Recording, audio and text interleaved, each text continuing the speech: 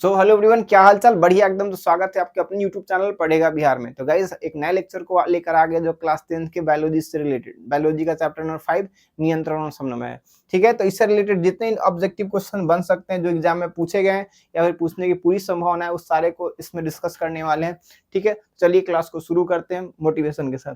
चलिए, तो आज का मोटिवेशन क्या कह रहा है कि भाई साहब रात भर जाग कर पढ़ना शुरू कर दीजिए। रात भर जागकर पढ़ना शुरू कर दीजिए, क्योंकि किस्मत के सितारे चमकेंगे जब नींद अधूरी होगी। ठीक है, रात भर जागकर पढ़ना शुरू कर देना चाहिए, क्योंकि सपना उसी का पूरा होता है जिसका नींद अधूरा होता है। अगर आपका नींद पूरा है तो सपना भी पूरा होने की संभावना नहीं है ना। नींद अधूरा है तभी सपना पूरा होगा। ठीक है, तो अपने जो अभी के जो जर्नी है उसमें नींद को कम और मेहनत को ज्यादा कीजिए और मेहनत करते रहिए, सफलताएं मिल जाएंगी आपको। ठीक है, चलिए क्लास को शुरू करते हैं क्वेश्चन नंबर 1 के साथ। क्वेश्चन नंबर एक कह रहा है कि तंत्रिका तंतु की उत्पत्ति किस प्राथमिक ऊतक द्वारा होता है। ठीक है, तो बेसिकली शरीर की जो सारी संरचना है उसकी बनावट तीन भाग से मिलके होता है। ठीक है, 3 ऊतकों से मिलके होता है। सबसे पहला ऊतक है हमारा एक्टोडर्म, मीसोडर्म और इंडोडर्म। एक्टोडर्म का क्या काम है? यह बाहरी संरचना का निर्माण करता है ना, बाहरी संरचना के लिए उत्तरदायी होता है। ठीक है, मीसोडर्म का काम क्या है? मीसोडर्म यह मांसपेशी का निर्माण करता है। किसका निर्माण करता है? मांसपेशी का। ठीक है, और हमारा एंडोडर्म का काम क्या है? यह आंतरिक संरचना है ना, आंतरिक संरचना। आंतरिक संरचना कहने का मतलब हृदय का निर्माण, यकृत का निर्माण, जितने भी ग्रंथि है उस सब का निर्माण कौन करता है? एंडोडर्म। मांसपेशियों का निर्माण कौन करता है? मीसोडर्म। और एक्टोडर्म बाहरी संरचना, बाहरी संरचना जैसे चमड़े का निर्माण करता है, तंत्रिका का निर्माण करता है ना, रीढ़ का निर्माण करता है ना। ये सब कौन करता है? हमारा एक्टोडर्म। तो बेसिकली तंत्रिका तंतु का भी निर्माण कौन करेगा? हमारा एक्टोडर्म। ऑप्शन नंबर ए के साथ रहेंगे। ठीक है, अगला क्वेश्चन है हमारा कि दो तंत्रिका कोशिकाओं के मध्य के खाली स्थान को क्या कहते हैं? जब दो तंत्रिका तंत्र जुड़ते हैं तो उसके बीच के जो खाली स्थान उसको क्या कहते हैं? तो भाई साहब अगर तंत्रिका तंत्र के बारे में देखें तो ये हमारा तंत्रिका तंत्र है। तंत्रिका तंत्र के बीच वाले भाग को केंद्रक कहते हैं, इसमें भरे द्रव को साइटोन कहते हैं, इसके लंबे भाग को क्या बोलते हैं? एक्सॉन। ठीक है, लंबे भाग को क्या बोलते हैं? एक्सॉन। और ये जो निकला इसको बोलते हैं द्रुमिका। और जब दो तंत्रिका एक दूसरे के साथ मिलती है तो यहां से मिलती है, इस भाग को बोलते हैं सिनेप्स। क्या बोलते हैं? सिनेप्स। जब दो तंत्रिका मिलेगी उस भाग को क्या बोलते हैं? सिनेप्स। ठीक है, तो ऑप्शन के साथ ऑप्शन में चले जाते हैं। तो ऑप्शन नंबर हमारा ए कह रहा था कि इसको क्या द्रुमिका कहते हैं? नहीं।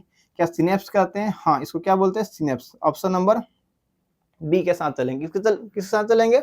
Option number B. देख लीजिए 2012, 17, 18, 22 इसमें क्वेश्चन पूछे गए हैं। ठीक है, चलिए नेक्स्ट क्वेश्चन है हमारा। नेक्स्ट क्वेश्चन क्या कर रहा है? नेक्स्ट क्वेश्चन कह रहा है कि मस्तिष्क किसके लिए उत्तरदायी होती है? जो हमारा दिमाग है उसका क्या काम है? क्या दिमाग का काम सोचना है? सही बात है। क्या इसका काम हृदय का स्पंदन है, हृदय की धड़कन को नियंत्रित करना? एकदम सही बात, ये भी करता है। शरीर का संतुलन बनाए रखता है? सही बात है। तो बेसिकली हमारा मस्तिष्क इन सारे कामों के लिए उत्तरदायी है, तो इसलिए हमारा ऑप्शन नंबर कौन हो जाएगा? Option number D for Dehradun हो जाएगा। ठीक है, नेक्स्ट क्वेश्चन पर बढ़ते हैं। तो अगला क्वेश्चन है हमारा कि पॉन्स मेडुला और अनुमस्तिष्क किसके भाग है? पॉन्स मेडुला और अनुमस्तिष्क किसके भाग है? तो अगर हम बात कर ले तो जो हमारा मस्तिष्क होता है, मस्तिष्क के 3 भाग। मस्तिष्क के कितने भाग? मस्तिष्क के 3 भाग। जो हमारा मस्तिष्क होता है उसके 3 भाग। मस्तिष्क के कितने भाग? 3 भाग। पहला है हमारा अग्र मस्तिष्क। पहला कौन है हमारा? अग्र मस्तिष्क। अग्र मस्तिष्क। दूसरा है हमारा मध्य मस्तिष्क और तीसरा हमारा पश्च मस्तिष्क। तीसरा कौन है हमारा? पश्च मस्तिष्क। तीसरा कौन है हमारा? पश्च मस्तिष्क। ठीक है, अब थोड़ा सा इसके भाग देख लेंगे तो इसके 3 भाग। इसके कितने भाग? 3 भाग। पहला को बोलते हैं परम मस्तिष्क, दूसरा को बोलते हैं थैलेमस और तीसरा को बोलते हैं हाइपोथैलेमस। तीसरा को क्या बोलते हैं? हाइपोथैलेमस। हाइपोथैलेमस। ठीक है, अगर हम बात कर ले मध्य मस्तिष्क के भाग तो इसके भाग को बोलते हैं कार्पोरा। क्या बोलते हैं? कार्पोरा। ठीक है, चलिए। और अगर हम पश्च मस्तिष्क के बारे में बात करें तो इसका भाग होता है मेडुला। ठीक है, पॉन्स। और इसका एक जो पहला भाग होता है उसको बोलते हैं अनुमस्तिष्क। क्या बोलते हैं? अनुमस्तिष्क। ठीक है, तो बेसिकली पश्च मस्तिष्क के ही कितने भाग होते हैं? 3 भाग। तो क्वेश्चन हमारा क्या बोला था? क्वेश्चन बोला था कि पॉन्स मेडुला और अनुमस्तिष्क किसके भाग होते थे, हमारा पश्च मस्तिष्क का भाग होता है। किसका होता है, पश्च मस्तिष्क। प्रमस्तिष्क क्या है, ये तो अग्र मस्तिष्क का ही भाग है कि नहीं। तो हमारा आंसर क्या हो जाएगा, ऑप्शन नंबर सी। ठीक है, 2018 का क्वेश्चन। नेक्स्ट क्वेश्चन है हमारा, नेक्स्ट क्वेश्चन कि मस्तिष्क का कौन सा भाग शरीर की स्थिति तथा संतुलन का काम करता है। मस्तिष्क का कौन सा भाग जो शरीर की स्थिति तथा संतुलन का काम करता है। देखिए, अग्र मस्तिष्क का काम है सोचना समझना। इसका काम क्या, सोचना, सोचना समझना। किसका काम है, अग्र मस्तिष्क का। मध्य मस्तिष्क का काम है ना, मध्य मस्तिष्क का काम है शरीर में ताप का नियंत्रण करना। शरीर में किसका नियंत्रण करना, शरीर में ताप का नियंत्रण। किसका नियंत्रण, ताप का नियंत्रण। ठीक है, और तीसरा हमारा है ना, शारीरिक संतुलन का काम कौन करता है, शारीरिक संतुलन काम, शारीरिक संतुलन, शारीरिक संतुलन का काम करता है हमारा एक अनुमस्तिष्क। कौन करता है, हमारा अनुमस्तिष्क। कौन करता है, अनुमस्तिष्क। ऑप्शन नंबर हो जाएगा हमारा सी। पश्च मस्तिष्क का ही भाग है अनुमस्तिष्क। काम क्या, शारीरिक संतुलन करना। ठीक है, तो शरीर की स्थिति तथा संतुलन काम करता है। अच्छा, शरीर की स्थिति क्या हो रहा है, शरीर की स्थिति और उसके संतुलन का काम कौन करता है। तो भाई साहब इसमें तीनों हो जाएगा, है कि नहीं। तीनों मिलके क्या करता है, तीनों मिलके शरीर के संतुलन को बनाए रखता है तथा शरीर का संतुलन बनाए रखता है और शरीर की स्थिति को नियंत्रित करता है। कौन, हमारा सभी हो जाएगा। ठीक है, नेक्स्ट क्वेश्चन है हमारा कि निम्नलिखित में कौन अनैच्छिक क्रिया, वैसी क्रिया जिस पर हमारा नियंत्रण नहीं, उसको क्या बोलेंगे, अनैच्छिक क्रिया। जैसे भोजन का पचना, अनैच्छिक क्रिया है ना। छींक का आना हमारा अनैच्छिक क्रिया, छींक का आना कौन सी क्रिया, अनैच्छिक क्रिया। भोजन का पचना अनैच्छिक क्रिया, सांस का लेना, सब कैसी क्रिया, अनैच्छिक क्रिया। लेकिन जबकि घूमना उमना कौन सी क्रिया है, ऐच्छिक क्रिया है। ठीक है, तो कह रहा है इनमें से कौन अनैच्छिक क्रिया है। तो अनैच्छिक क्रिया क्या है, वमन। वमन का मतलब होता है उल्टी करना। क्या करना, उल्टी करना। ठीक है, चबाना, चबाना तो हमने स्वेच्छा से कर सकते हैं। तो कह रहा है कौन अनैच्छिक क्रिया नहीं है। ठीक है, लाड़ का आना, क्या हमारे इच्छा अनुसार लाड़ आता है, नहीं। हृदय क्या हमारी इच्छा अनुसार धड़कता है, नहीं। इसमें कह रहा है कौन अनैच्छिक क्रिया नहीं है, तो वमन यानी, एक मिनट, कौन अनैच्छिक क्रिया नहीं था, चबाना। कौन हो जाएगा हमारा, चबाना अनैच्छिक क्रिया नहीं है, ऐच्छिक क्रिया। हमको मन करेगा तो ज्यादा चबाएंगे, नहीं करेगा तो कम चबाएंगे। ठीक है, तो इसका ऑप्शन नंबर हो जाएगा बी। नेक्स्ट हमारा, निम्नलिखित में कौन अंग संवेदी ग्राही, वह अंग जो बाहर से सूचना को ग्रहण करता है ना, जो सूचना ग्रहण करता है, बाहरी सूचना को ग्रहण करता है ना, जो बाहरी सूचना ग्रहण करता है उसको क्या बोलेंगे, संवेदी अंग। जो बाहरी सूचना ग्रहण करता है उसको क्या बोलेंगे, संवेदी अंग। जो बाहरी सूचना ग्रहण करता है उसको क्या बोलेंगे, संवेदी अंग। ठीक है, तो बाहर से सूचना कौन ग्रहण करता है, कान, आंख, नाक, ये तो बाहर ही रहता है। तो यह सूचना क्या करता है, बाहर से सूचना ग्रहण करता है। लेकिन दिमाग हमारा बाहर नहीं है, यह सूचनाओं पर नियंत्रण कर सकता है, सूचनाओं को कार्यान्वित कर सकता है, लेकिन सूचना ग्रहण नहीं कर सकता। तो दिमाग हमारा संवेदन ग्राही अंग नहीं है। ठीक है, नेक्स्ट क्वेश्चन नंबर हमारा 8 कि मेरुरज्जु निकलता है। मेरुरज्जु कहाँ से निकलता है। देखिए, आगे वाला भाग है हमारा प्रमस्तिष्क, बीच वाला भाग है हमारा मध्य मस्तिष्क और लास्ट वाला भाग है हमारा पश्च मस्तिष्क। पश्च मस्तिष्क का भाग होता है अनुमस्तिष्क। उसी से क्या निकाला हमारा, मेडुला। उसी से क्या निकला हुआ है, मेडुला। ठीक है, तो मेडुला कहाँ से निकला, प्रमस्तिष्क यानी पहला भाग से कि अनुमस्तिष्क की बाद वाले भाग से। तो निकला हमारा अनुमस्तिष्क। कहाँ से निकला है, अनुमस्तिष्क। ये हमारा निकला है अनुमस्तिष्क से। तो ऑप्शन नंबर कौन हो जाएगा हमारा, एक मिनट। कह रहा है कि मेरुरज्जु कहाँ से निकलता है, मेरुरज्जु कहाँ से निकलता है।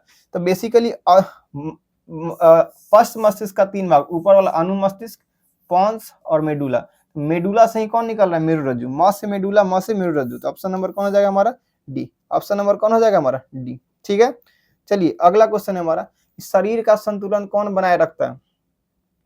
शरीर का संतुलन कौन बनाए रखता है। तो शरीर में जो शरीर का संतुलन होता है वो पश्च मस्तिष्क बनाए रखता है। कौन बनाए रखता है, पश्च मस्तिष्क। कौन बनाए रखता है, पश्च मस्तिष्क। कौन बनाए रखता है, पश्च मस्तिष्क। और पश्च मस्तिष्क का भाग कौन है, सेरिबेलम। कौन है, सेरिबेलम। पश्च मस्तिष्क का भाग कौन है हमारा, सेरिबेलम। ऑप्शन नंबर कौन हो जाएगा, ए। ऑप्शन नंबर कौन हो जाएगा, ए। चलिए नेक्स्ट क्वेश्चन है हमारा कि मानव शरीर की सबसे लंबी कोशिका कौन है। अस्थि कोशिका क्या हड्डी वाली कोशिका सबसे लंबी है, कि पेशी सबसे लंबी है, कि न्यूरॉन सबसे लंबी है। सबसे लंबी कौन है हमारा, न्यूरॉन कोशिका। कौन कोशिका, न्यूरॉन। ऑप्शन नंबर कौन हो जाएगा हमारा, सी। नेक्स्ट है हमारा कि मनुष्य के मस्तिष्क का वजन कितना होता है, औसतन वजन। मनुष्य के मस्तिष्क का औसतन भार कितना होता है। तो हमारा जो मनुष्य का जो मस्तिष्क है वो औसतन 1400 ग्राम यानी कि लगभग 1.4 kg का होता है। कितना होता है, 1.4 kg। ठीक है, जबकि अगर यकृत के बारे में बात करें तो यकृत लगभग 1.5 kg का होता है। तो हमारे शरीर का सबसे बड़ा ग्रंथि, दिमाग से बड़ा कौन है हमारा? यकृत। कौन है हमारा? यकृत। ठीक है, नेक्स्ट क्वेश्चन में बात करेंगे। क्वेश्चन नंबर हमारा 12 कि तंत्रिका कोशिका की संरचनात्मक और क्रियात्मक इकाई को क्या बोलते हैं? तंत्रिका तंत्र आखिर बना किससे? तो तंत्रिका तंत्र इन्हीं छोटी छोटी संरचनाओं से मिलकर बना हुआ, और इस संरचना का नाम है हमारा न्यूरॉन। क्या नाम है? न्यूरॉन। क्या नाम है इसका? न्यूरॉन। ठीक है, तो तंत्रिका तंत्र की इकाई कौन है हमारा? न्यूरॉन। जबकि नेफ्रॉन किसका इकाई है? वृक्क का। किसका इकाई है? वृक्क का। वृक्क का इकाई खंड कौन है हमारा? वृक्क का इकाई खंड कौन है हमारा? नेफ्रॉन। ठीक है, ठीक है। साइटोन क्या इसके अंदर भरे गए द्रव को क्या बोलते हैं? साइटोन। ठीक है, और डेंड्राइटस, इसी द्रुमिका को क्या बोलते हैं? डेंड्राइटस। ठीक है, चलिए नेक्स्ट क्वेश्चन।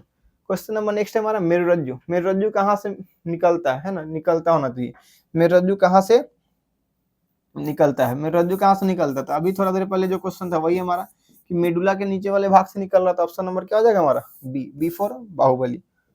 चलिए नेक्स्ट क्वेश्चन है हमारा कि निम्न में से कौन सा अंग संवेदन ग्राही नहीं है? ठीक है, तो जो बाहर से सूचना को ग्रहण नहीं करता वही कौन है हमारा? संवेदन ग्राही नहीं होता। जो बाहर सूचना को ग्रहण करता है वो संवेदन ग्राही अंग होता है, जो नहीं करता वो संवेदन ग्राही अंग नहीं होता है। ठीक है, नेक्स्ट क्वेश्चन कि मनुष्य में कपाल तंत्रिकाओं की संख्या कितनी होती है? मनुष्य में जो कपाल कई जोड़ी होती है?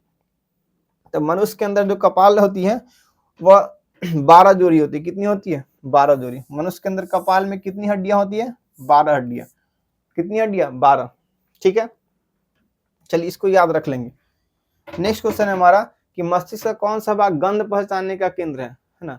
मस्तिष्क में जितनी कौन सा भाग गंध पहचानने का केंद्र है? मस्तिष्क का कौन सा भाग गंध पहचानने का केंद्र है? क्वेश्चन नंबर है हमारा 16। मस्तिष्क का कौन सा भाग गंध पहचानने का काम करता है? देखिए ध्यान रखेंगे कि बेसिकली अगर मस्तिष्क का काम क्या है? सोचना समझना। ठीक है, और इसका काम है शरीर का संतुलन करना। लेकिन सारा याददाश्त का है ना, याददाश्त यानी जितनी सारी सूचना होती है, सूचना का भंडारण कौन करता है हमारा? सूचना का भंडारण करता है हमारा सूचना का भंडारण कौन करता है हमारा? पश्च मस्तिष्क। कौन करता है? पश्च मस्तिष्क। बेसिकली यही क्या करेगा? यही सारा गंध पहचानेगा या फिर जितना सूचना होगा कौन नियंत्रित करेगा? कौन स्टोर करेगा? हमारा ऑप्शन नंबर सी। ठीक है, अगला हमारा सिनेप्टिक्स नर्व्स कहाँ पाए जाते हैं? सिनेप्टिक्स यानी सिनेप्स है ना, सिनेप्टिक्स नर्व्स कहाँ पाए जाएंगे? तो न्यूरॉन में पाए जाएंगे। किस में पाए जाएंगे? न्यूरॉन में। ठीक है, option number D. Option number क्या हो जाएगा? डी। ठीक है, तो इस चैप्टर के इस पार्ट में यहीं तक। ठीक है, उम्मीद है कि आपको वीडियो अच्छा लगा होगा, और ऐसे ही वीडियो के लिए हमारे चैनल के साथ जुड़े रहे। चैनल को सब्सक्राइब कर ले, अपने मित्र में शेयर करें। फिर इसके अगले पार्ट में मिलते हैं, तब तक के लिए अपना ख्याल रखिए, पढ़ाई करते रहिए। All the very best. फिर मिलते हैं आपसे अगले क्लास में, तब तक के लिए जय हिंद, जय बिहार।